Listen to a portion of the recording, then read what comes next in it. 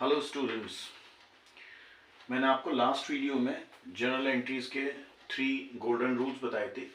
Traditional approach में हमारे 3 golden rules जो चलते हैं, 3 तरह के हमारे अकाउंट्स होते हैं, personal account, real account and nominal account. उनमें क्या हमारे गोल्डन रूल्स अप्लाई होते हैं वो हमने बताए थे और कुछ एंट्रीज डिस्कस करी थी आपसे, और उसी को आगे कंटिन्यू करते हैं।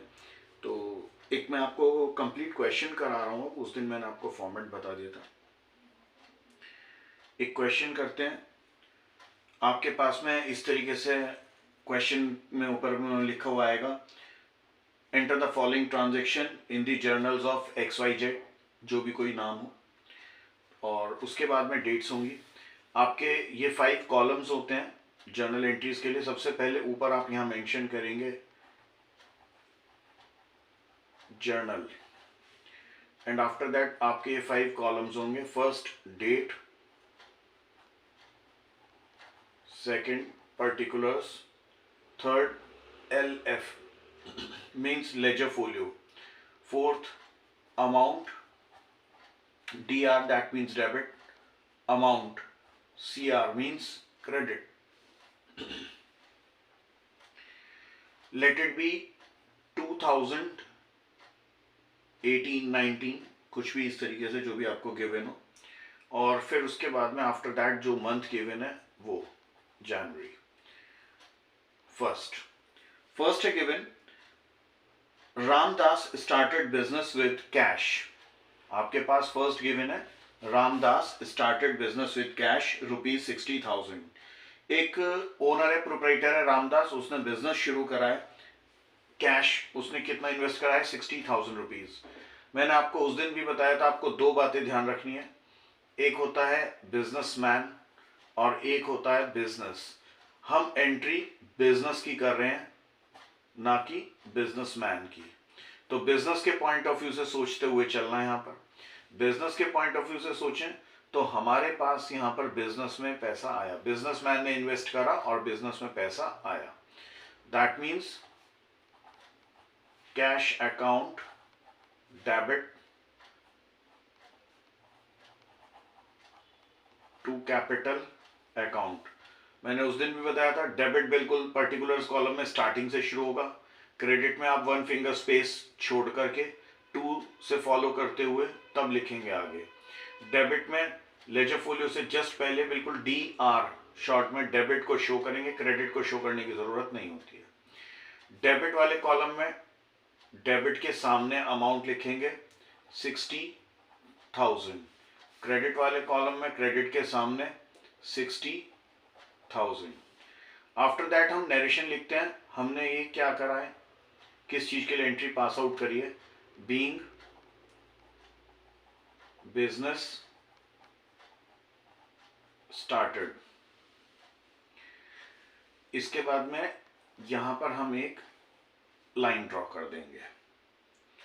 आफ्टर दैट नेक्स्ट जो सेकंड में एंट्री है वो है purchased furniture for cash ₹10,000।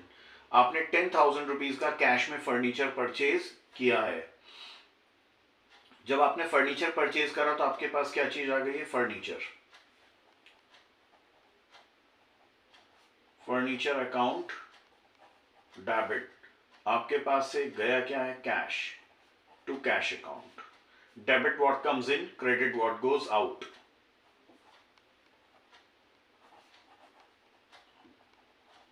Being furniture purchased, ₹10,000 का था, डेबिट में 10,000, क्रेडिट में 10,000। जितना डेबिट होता है उतना ही क्रेडिट होता है, ऑलवेज इक्वल होगा। देन आफ्टर दैट इसके बाद में फोर्थ में एंट्री है हमारी, परचेज गुड्स फॉर कैश ₹25,000। आपने गुड्स परचेज करे हैं। मैंने आपसे बताया था जब आप गुड्स परचेज करेंगे तो गुड्स ना लिख करके परचेजेस लिखा जाएगा। परचेजेस अकाउंट डेबिट, कैश में परचेज करें हैं to cash account, being goods purchased ₹25,000। Purchases दोनों थी, यहाँ फर्नीचर खरीदा था, यहाँ पर गुड्स खरीदे थे, तो यहाँ फर्नीचर क्यों लिखा है और यहाँ पर गुड्स ना लिखे परचेजेस क्यों लिखा है?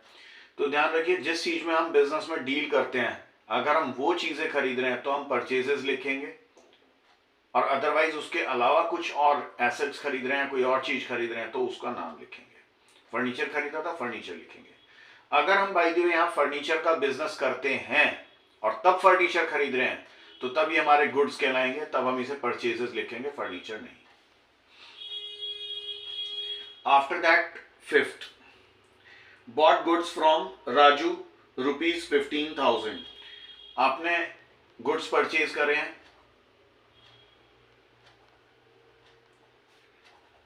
Purchases account debit. दो कंडीशन होते हैं, या तो आप कैश में खरीदेंगे, पैसा दे देंगे, या फिर उधार खरीदेंगे।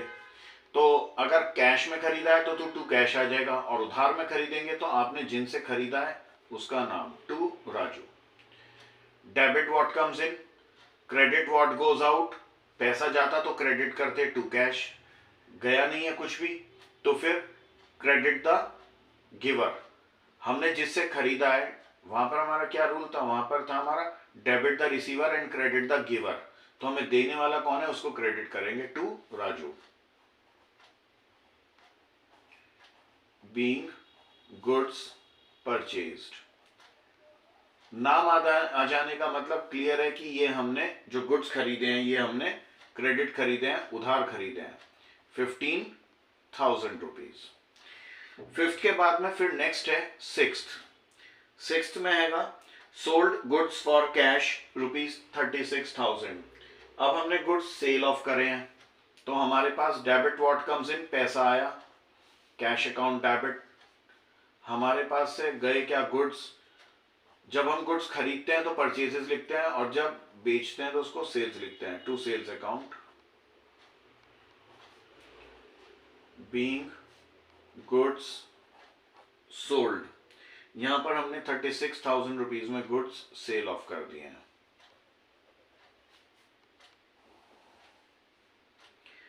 After that eighth, sold goods to Ramesh. Same जैसे यहां था, गुड्स खरीदे नकद में, गुड्स खरीदे उधार में, ऐसे ही सेल्स में, सेल्स करिए कैश में और सेल्स करिए उधार। तो सोल्ड गुड्स टू रमेश, इसका मतलब जिसको हमने डेबिट द रिसीवर, हमने उधार सामान बेचा, जिसने रिसीव करा है उसका नाम डलेगा Ramesh debit. Goods sale off करें तो to sales account. Being goods sold to Ramesh, being goods sold to Ramesh on credit, being goods sold on credit to Ramesh, आप उसको मेंशन कितना भी कर सकते हो, ₹30,000। नरेशन का मतलब होता है एक्सप्लेनेशन, आप जितना जैसे भी आपको कंफर्टेबल लगता है आप उतना एक्सप्लेन कर सकते हो। नेक्स्ट 10th में है पेड कैश टू राजू ₹15,000। अब हमने राजू से उधार सामान खरीदा था, उसको पेमेंट करी है।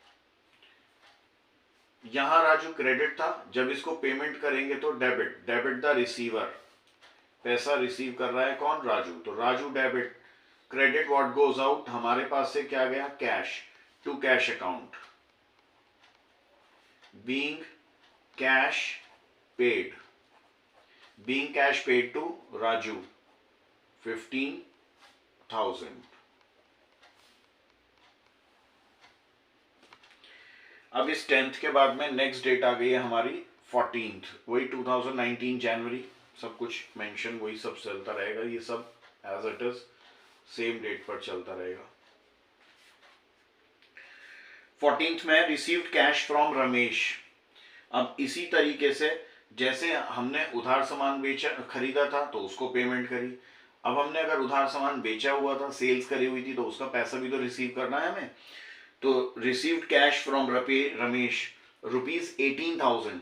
डेबिट व्हाट कम्स इन, हमारे पास क्या आया, cash, cash account debit. Credit the giver, देने वाला कौन है ये, रमेश, तो to Ramesh. Being cash received, how much, हमने सेल्स करी थी 13,000 की, लेकिन अभी हमें 18,000 रुपीज मिले हैं। बाकी आएगा, बाद में आएगा। अभी फिलहाल जितने रिसीव हुए हैं उतने लिख देते हैं। Next 16th, purchase goods from Kapil ₹6,000। अब हमने गुड्स परचेज करे हैं कपिल से।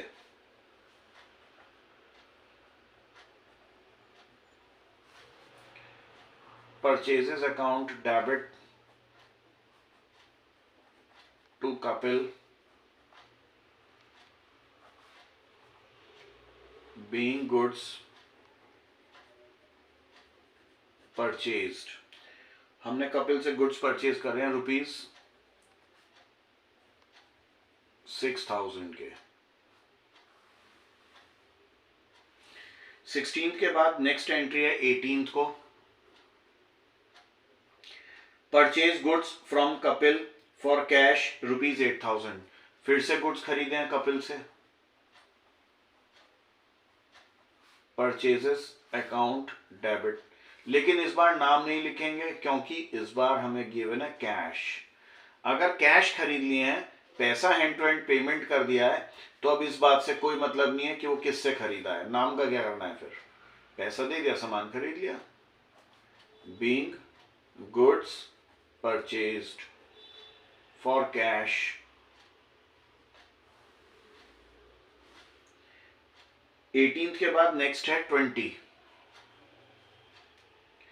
Paid rent for the office ₹1,000। अब हमने रेंट पे करा है। रेंट हमारा खर्चा हो गया है, एक्सपेंसेस हो गए हैं। आपको ध्यान होगा वहां पर हमारा थर्ड नॉमिनल अकाउंट में रूल था, debit all expenses and credit all income and gains. तो ये हमारे एक्सपेंसेस हैं, ये डेबिट होंगे। एक्सपेंसेस का नाम है rent. Rent account debit to cash account 1,000 being rent paid। बहुत सिंपल सा हो गया है। आफ्टर दैट उसके बाद में नेक्स्ट हमारी डेट है 26, रिसीव्ड कमीशन ₹750। अब हमें कमीशन रिसीव हुआ है, तो कमीशन रिसीव हुआ है तो इसका मतलब ये नहीं कि कोई कमीशन नाम की कोई चीज हमारे पास आ गई है। आएगा कैश ही, पैसा ही आएगा। तो debit what comes in, cash आ गया है तो कैश अकाउंट डेबिट। हमारे पास से गया क्या? कुछ नहीं, ठीक है ना। तो ये हमारी क्या है? ये एक इनकम है, और इस इनकम का नाम क्या है? कमीशन। तो मेंशन करेंगे टू, किस चीज का पैसा मिला है? कमीशन का। To commission account 750 being commission received, debit all expenses and losses, credit all income and gain। after that 26 के बाद 27, paid salary to प्रशांत ₹1,200। अब हमारे यहाँ पर वर्कर्स काम करते होंगे, हमने उसको सैलरी पे करी है, तो एक्सपेंसेस है हमारे debit all expenses, salaries account debit. Salary में हमने पेमेंट करी है टू कैश अकाउंट। अब ये प्रशांत है या कोई भी है, नाम से क्या मतलब है? कुछ भी नहीं, सैलरी दी है, सैलरी डेबिट हो गई, पैसा गया तो टू कैश।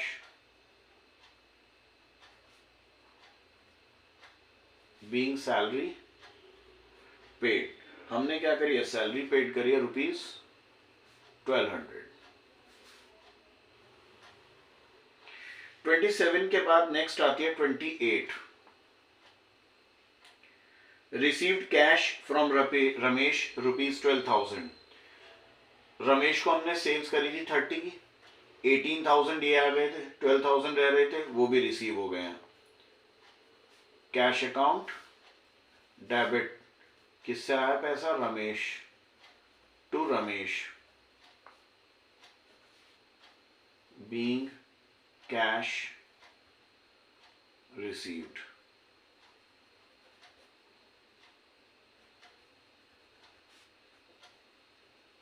12,000,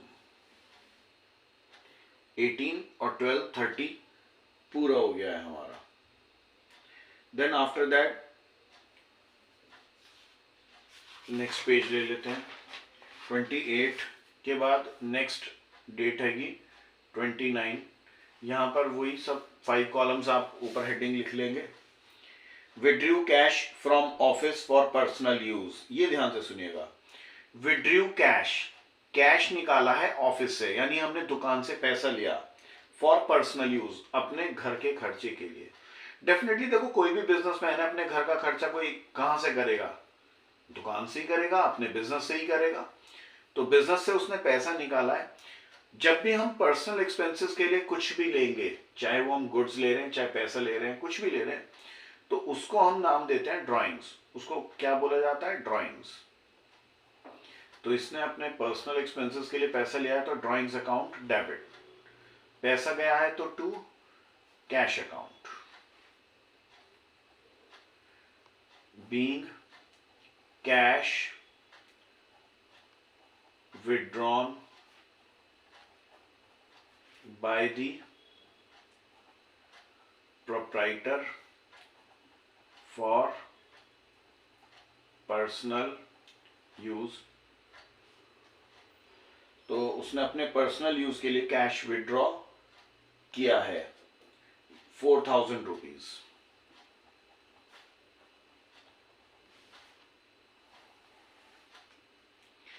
$29 के बाद 30th वेजेस पेड। हमारे यहाँ पर कुछ मजदूर काम कर रहे होंगे वेजर्स, और हमने उनको वेजेस पे करी हैं, ये एक एक्सपेंसेस है। वेजेस अकाउंट डेबिट, पेमेंट करिए, पैसा गया है। Credit what goes out to cash account.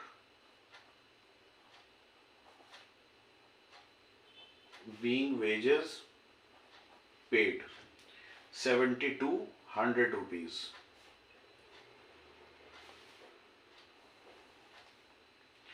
After that last entry है 30th को ही, बॉट मशीनरी फॉर कैश। हमें एक मशीनरी की जरूरत थी, हमने वो खरीदी, तो क्या परचेजेस लिखूं? नहीं, गुड्स खरीदते तो परचेजेस लिखते, मशीनरी खरीदे तो मशीनरी ही लिखेंगे। Machinery account debit to cash account. Debit what comes in, credit what goes out.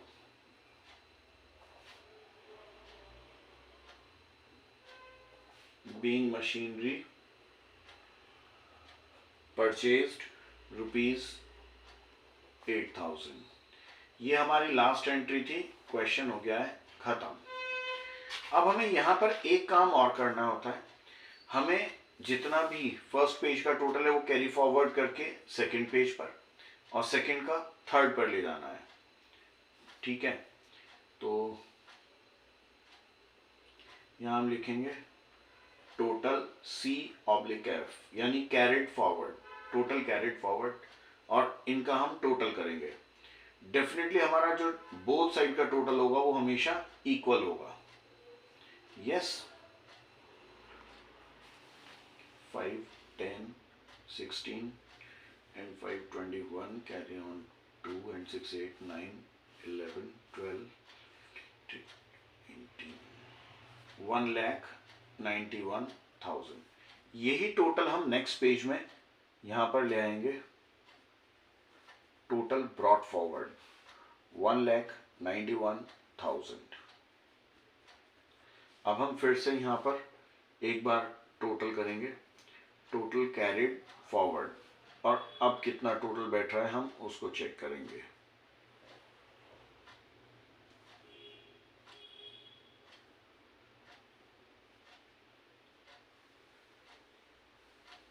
Seven and 2, 9, 189 and 650।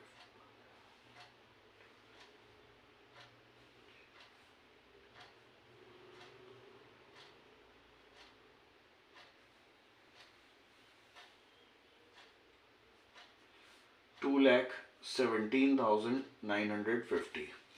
यही टोटल हमारा फिर आगे आ जाएगा। टोटल ब्रॉट फॉरवर्ड 2,17,950, 2,17,950, और यहाँ पर हमारा ग्रैंड टोटल, हमारा क्वेश्चन कंप्लीट, तो यहाँ पर हमारा टोटल कंप्लीट हो जाएगा ये 0 5 9 and 2 11 1 carry on 1 8 and 4 12 and 7 19 and 8 27 2